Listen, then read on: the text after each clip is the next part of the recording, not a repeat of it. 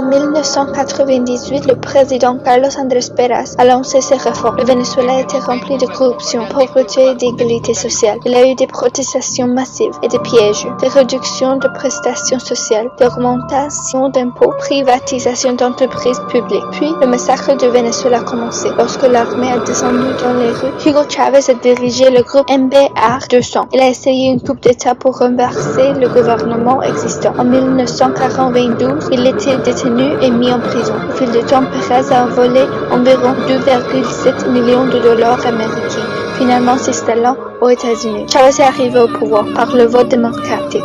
En tant que président du Venezuela le 2 février 1999, Hugo Chavez a déclaré la révolution bolivarienne de changement idéologique et social dans le pays. Il voulait le système économique capitaliste comme celui promu par les États-Unis et la translation vers le socialisme. Lorsque Chavez est arrivé au pouvoir, la première chose qu'il a fait a été d'approuver la Constitution de 1999. La priorité principale de lui était de lutter contre la corruption et la pauvreté. L'économie s'est considérablement améliorée. La réforme de terre, la réduction de la pauvreté, l'augmentation de l'emploi et du pétrole. Toutefois, l'économie du peuple s'est diminuée en raison de la dette extérieure sur les valeurs du pétrole, obligeant Chavez à prendre une mesure autoritaire. Il a utilisé la pauvreté pour maintenir le contrôle social et soumission du peuple. Ces politiques ont entraîné la pérure, l'hyperinflation et la diminution de l'économie, ce qui a servi aux politiques totalitaires le contrôle social. Chavez avait des idéologies marxistes et fascistes. Il a utilisé la propagande,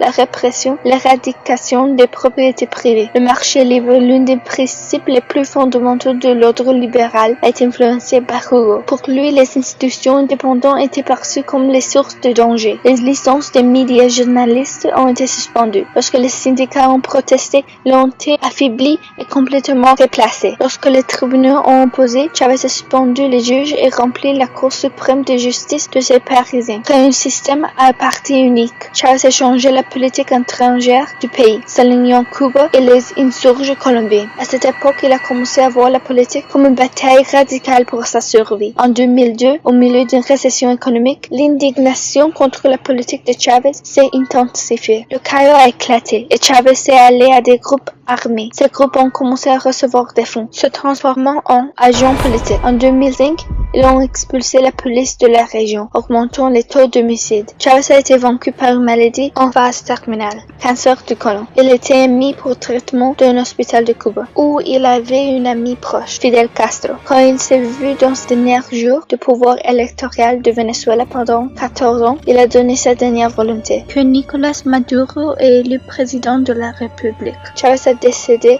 le 30 décembre 2012.